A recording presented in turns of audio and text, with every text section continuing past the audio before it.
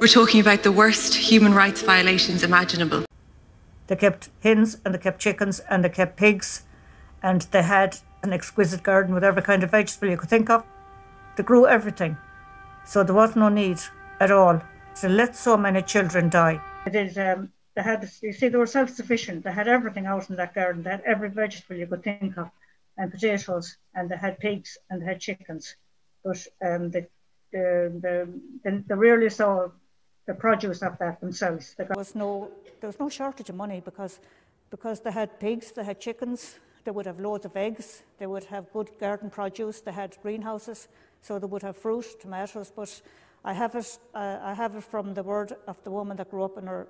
If you did listen to all the tapes like I did, I transcribed every single word that Julia DeBenny said. It took me days upon end. My transcript is every word that Julia said. Now you're talking about the garden and vegetables and all that and having their own self-sufficiency. Julia says they're self-sufficient. They had a huge garden. They had a lot of the women went out helping Julia. She was the head gardener. They had a huge plot. They had huge plots. Now the 7 acres was not full with buildings. If you look at your 7 acres again there, if you had the outline of the home, you had there's quite a lot. There's quite a lot of areas. There's quite a lot of ground. And if you listen to Julia, you will realise she names out all the vegetables and she was in care of everything. That every vegetable under the sun.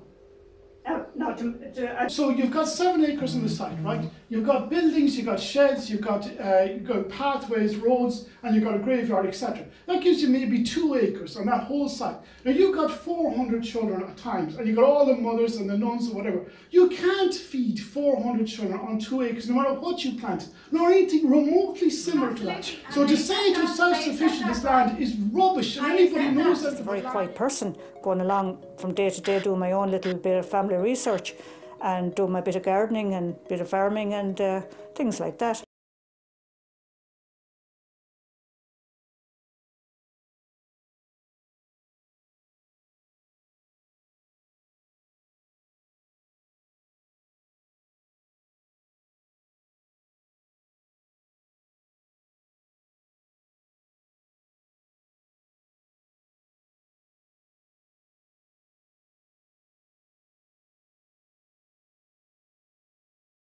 The nuns were paid by the state to look after these children. They got a capitation grant, which meant that they had the money to spend on the children. The mother and baby homes, they were profitable institutions because they were paid a capitation fee per child. And the more they starved the child, the more they ensured that the child lived in rags and was kept in the cold, the more money they made.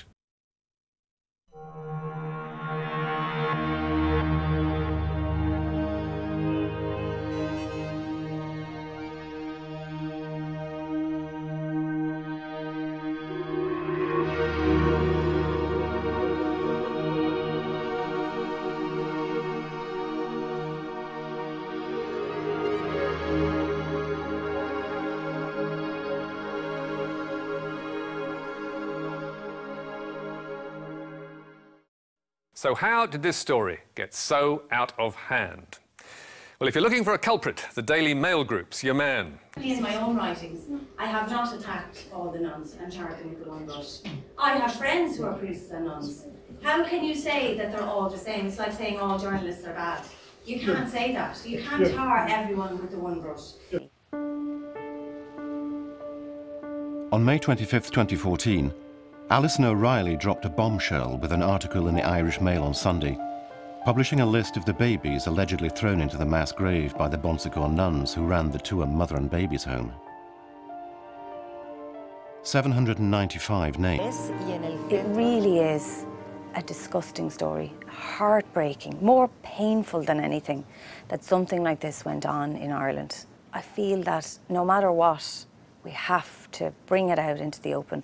We have to deal with it for the mothers, for the families, but most of all for those children who have died in such horrific circumstances. So yeah, it's not far off a Holocaust. I believed when I broke that story that it would be a full steam ahead investigation. I thought the forensics would be heading to Tuam. I thought that the Irish police would be down there, but no criminal investigation got underway.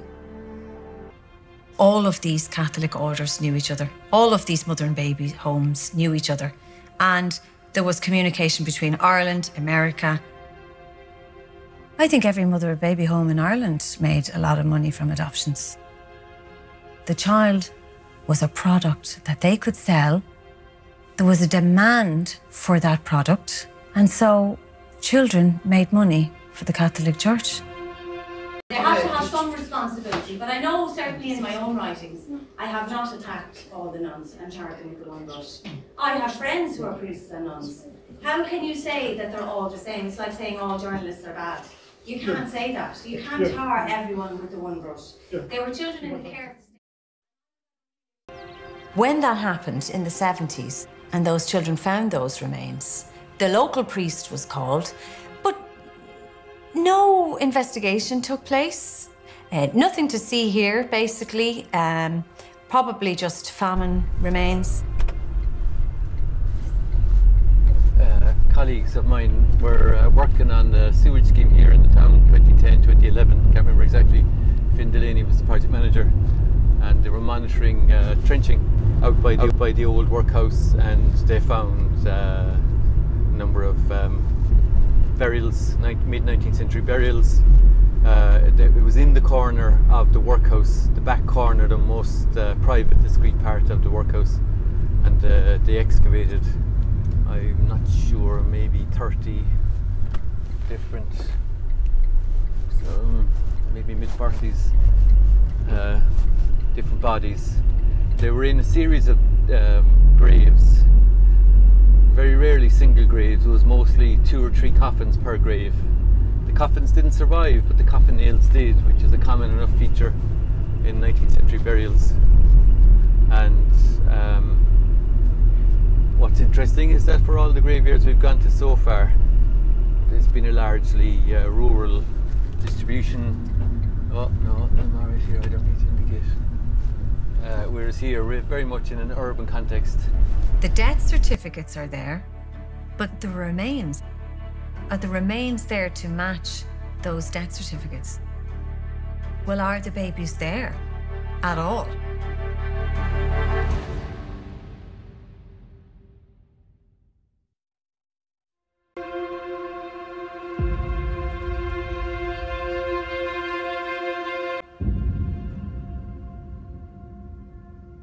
When we first uncovered the chambers and took the lid off, it was clear that there were bones at the base of the chamber.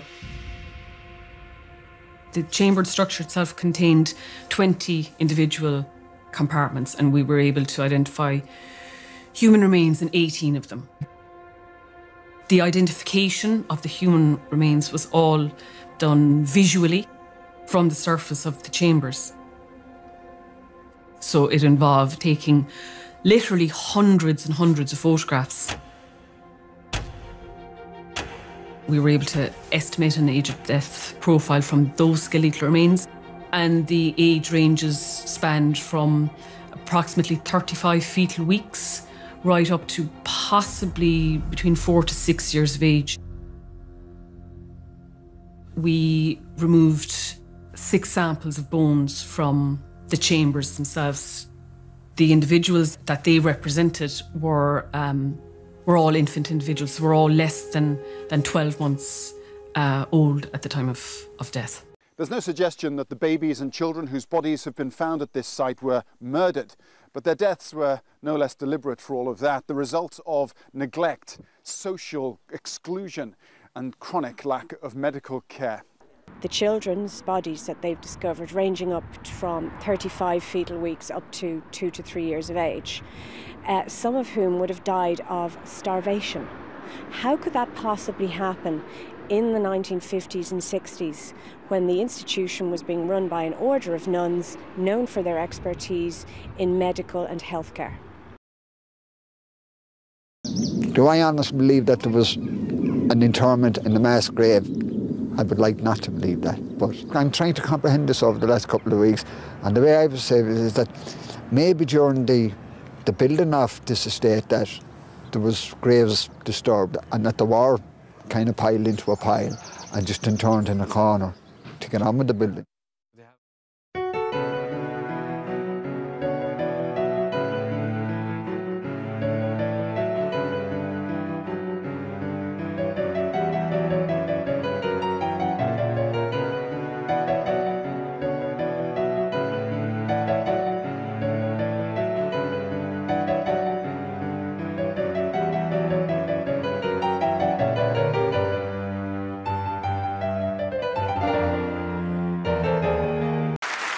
The BAFTA goes to...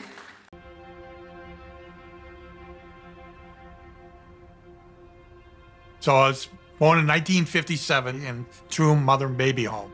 I was taken out of there approximately 1 week. I was checked into Temple Hill in Dublin. Temple Hill was an orphanage. It was not a mother-baby home. This was just babies. And the sole purpose of Temple Hill was to adopt out these children. Everything that happened to me in Ireland and post-Ireland was well documented by my adoptive mother, Marilyn. She kept everything. This letter here, this one here is one of the ones that gave us a little turn of our heads. Many thanks for your lovely letter and the most generous donation. What was the cost of these adoptions? The term generous seems to infer that was a good-sized sum for the adoption, you know?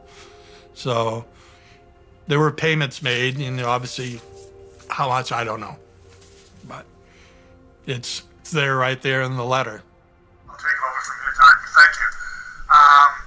Michael James Byrne is my adopted name. I was born James Patrick Owens in Tuam, July 22nd, 1957. I obviously don't remember my time in Tuam itself. I'm told I lived there for approximately 3 weeks and was removed by my birth mother. And there's a gap of my knowledge of what transpired at that point. But I was transferred over to St. Patrick's Temple Hill in Dublin, where I remained until August of 1961. Just over 4 years stay there. You know. I was probably in that home for so long because I was born with a handicapped right leg and foot. So I probably wasn't the first choice of a lot of people for obvious reasons. I'd probably do the same myself if I was an adoptive parent. But those are my first memories of St. Pat's. And being at the age of 4, I do remember glimpses, if you will, of the rooms I stayed in, the outer structure of St. Patrick's and Temple Hill.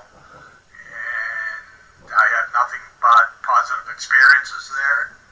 There was never any abuse or anything along those lines.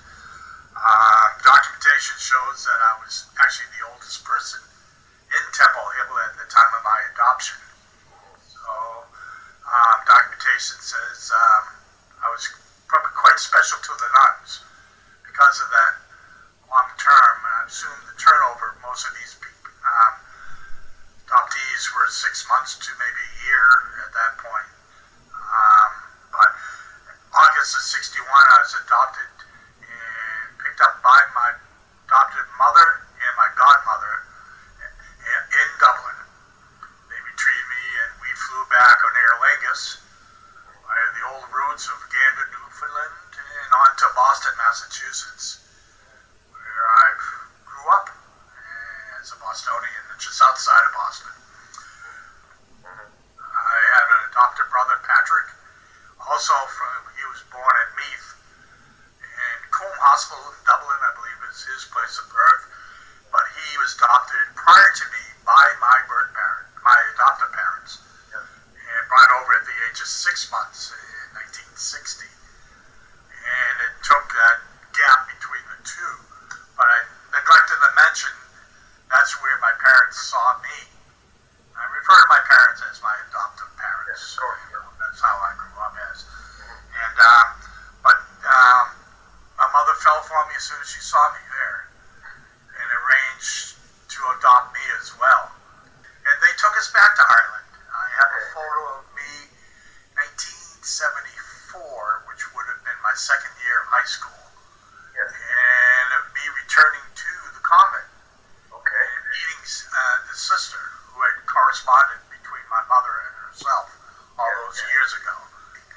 But I can say her name, right? It was Sister Severia, and she was very kind to me and wrote some lovely letters to my parents prior to my adoption, through the adoption process, and follow-up too, to see how I was doing, mentioning a couple of the sisters missed me and missed sneaking the sweets to me and so on. So that's how I know about that one. Yeah. But Tuam to me was as foreign as Mars. But unfortunately, Tuam itself are not behind me, and it's just a shame really that they're not. But then again, I don't know, a lot of businesses profited from the mother and baby home while it was there. And I don't know, maybe. The legacy of mother and baby homes is one of shameful crimes perpetrated against women and children by the state, by the churches, and by other institutions. Women abused and forced to work without pay, children who died of malnutrition, untreated illness and neglect, and some used as guinea pigs in drug and vaccine trials. It is, of course, wrong to use the word home in relation to these institutions.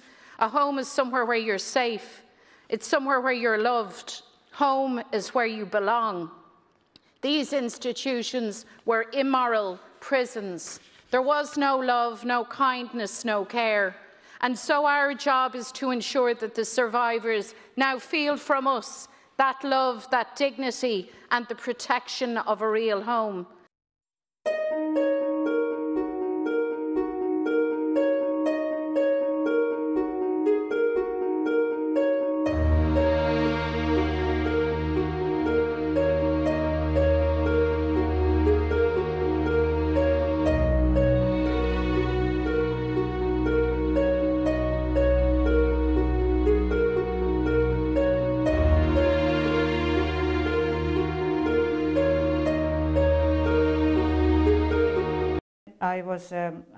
I just got the idea. I said, gosh, I'll try the births, deaths, marriages in Galway, the registration office, and approached them, and they said, yes, we have the death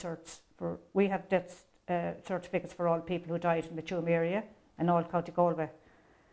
And I asked them, I said, would you have records of children? Would it state that they died at the home if they died at the home? Oh, she said, yes, it'll state that. So I said, would you ever get together for me a list of children who may have died at the home between 1925 and 1961. So she said, give me a while. She said, I'm busy. So I said, fine. And she got back to me then a few weeks later, and she said, do you really want to purchase this list of children? I said, of course I do. She said, do you realise there's hundreds of them? Now I couldn't believe that. I was staggered. Oh, I said, I do. So she got back to me and she said, there's almost 800, she said, names and of children who died in the home. So I purchased them then, and it also, for quite a lot of them, it gave cause of death. It gave the name of the child, the age it died, and the date of its death. And also it gave causes of death in some cases. So here I was with 796 names of children who had died. People that was there, they remember clearly those babies being starved. They were starved themselves. We were going around with pot bellies, and the reason why everyone had pot bellies was they were hungry. At night time, you'd be hungry and crying. I didn't care. So we had a hard time now with them. That's why I accused the church and state what they did now. The state paid them to look after us, what they did.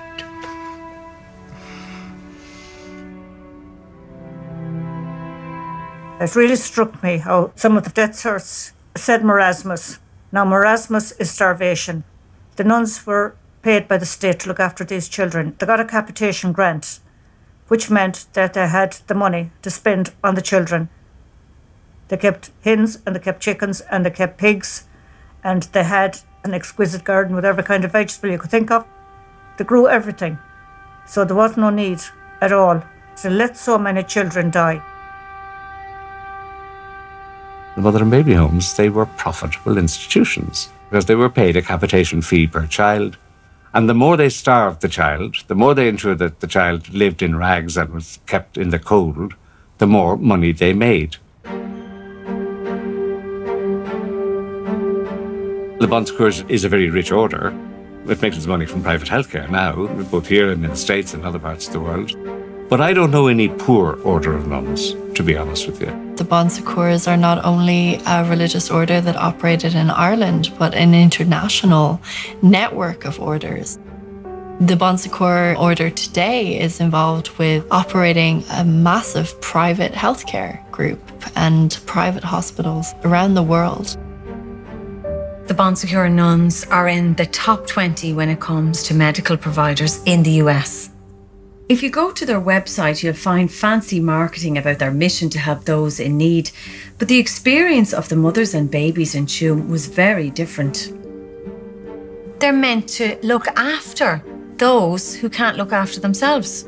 They were entrusted with these children. There are many questions about the money that was made through these institutions that separated mothers from their children and in which so many children died.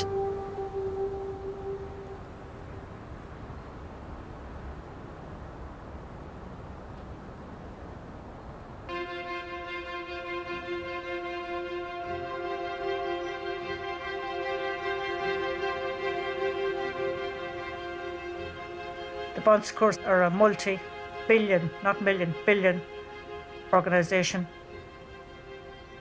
And surely they can give us the 13 million. If they ever want to have a clean face again, let them offer to cover the cost of excavation, exhumation, DNA testing and reinterment.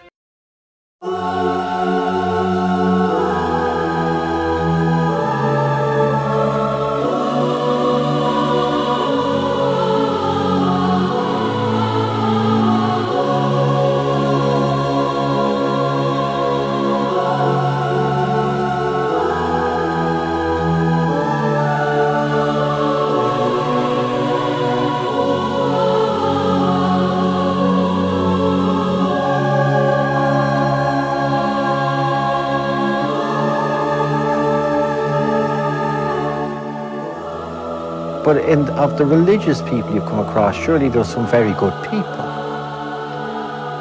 I'm sure there is, Joe, but I haven't met them, to be honest with you. Could you ever forgive the nuns, the church, the people, the state who acquiesced? Some people who acquiesced. Could you ever forgive? How can you forgive, Joe, if there's no atonement? That is if people aren't sorry. It's big in the church where you look for, you go to confession and you confess your sins, and you have to confess or else you get nowhere. How can you, they won't confess, they won't say we did this, they won't even make an attempt to say we were involved in this and we're sorry. Wouldn't that heal everything? Right at the very beginning when this story broke, if everyone... This is the story of Anna Corrigan, who discovered in 2012 that her mother, Bridget Dolan, had 2 baby boys in the Tuam mother and baby home.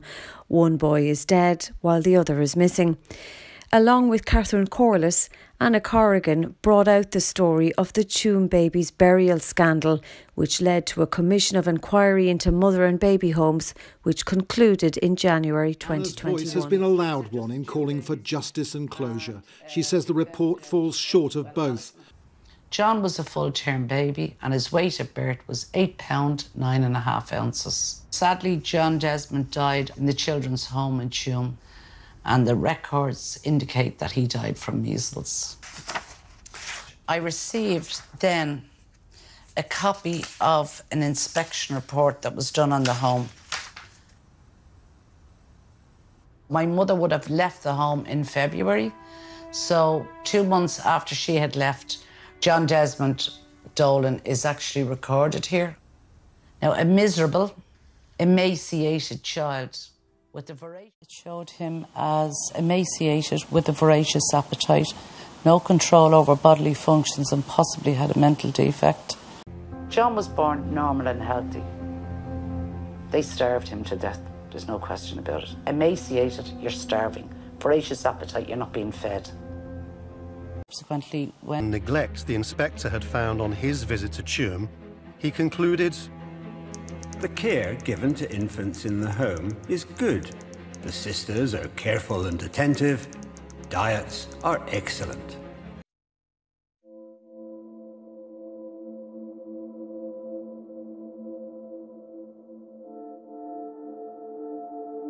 And tell me about what you know about your other brother, William. Well, William was born in 1950, and William was marked as dead in the ledgers of the home at about 7 months old. Yes. But there's no death certificate for William. There's no medical certification of death for William, and there's no reason for his death. So all I have to rely on is what the nuns are telling me through what's written in the ledgers. You know, it's to find you have 2 brothers, then to find the conditions they were treated under, then to find that this had happened and how he died, and then to find that there's one missing. I mean, it's an absolute mire. I'm in shock at the moment. Emotionally, I think I'm dead at the moment. I'm waiting for the explosion. It began with a project for a memorial for 795 human beings. 795 children who lie beneath a patch of ground in the town of Tuam. It has now been completed, engraved thanks to money gathered by Catherine Corliss from various charitable souls. Even the Sisters of Bon Secours have made a contribution. The sculptor can now reveal his work to Catherine, accompanied by Helen, the half-sister of Desmond, whose name is written on the bronze plaque. It's a bit ironic, actually, but this to me now is closure. I brought flowers. I didn't know whether I should leave them at the grave. Is the grave the grave? Here it's actually something concrete. I can see his name. Yes, the ironic thing is that Helen has nowhere else, apart from this anonymous warehouse, to pay her respects. As long as a theoretical investigative commission has not submitted its report, no tombstone can be erected on the site of the former mother and baby home in Tuam. Will the unwanted problem children who lived here one day be entitled to a worthy resting place?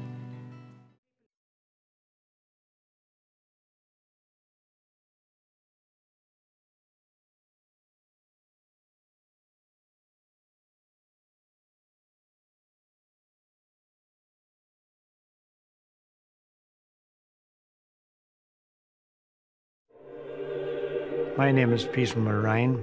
I was born in the Regional Hospital in Galway on 29th of June 1944.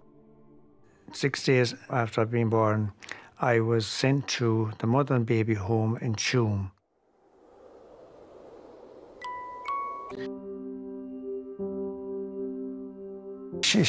There isn't a file on Mary and Bridget. Why?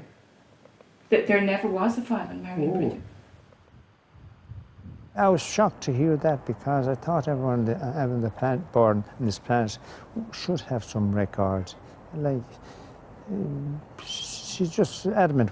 But then as I asked the question, why weren't we told this long ago by their barrister to our barrister? And that didn't happen. It looked very false, like, you know. Peter and the other survivors feel they're up against a wall of silence. I want to know, is my sister there or not? What's the proper procedure? A DNA bank set up and mine taken, and all the survivors of anyone that has siblings or anyone belongs to them in there. That is a basic human right. We are not being given. For a Catholic organisation to put bodies in here, they were baptised, registered baptised, yet they put them into unconsecrated grounds and left them here like animals. No respect, no records, no nothing. Savages, that's what they were.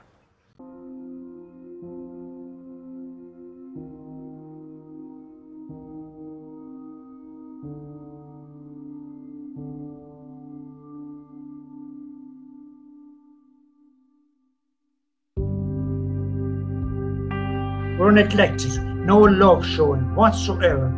It wouldn't have been done to animals what we had to suffer. Babies crying through the night. Why? Because they were uncomfortable, they were neglected, starved and cold, no loving care whatsoever.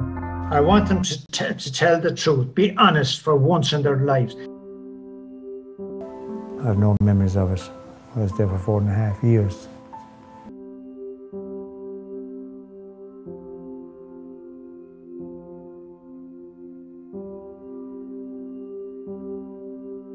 If we have to bring down the government, we'll bring it down. It's only starting.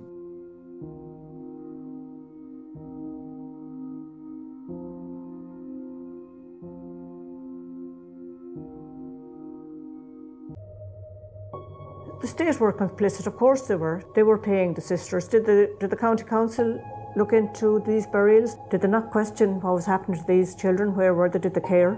Did they turn a blind eye?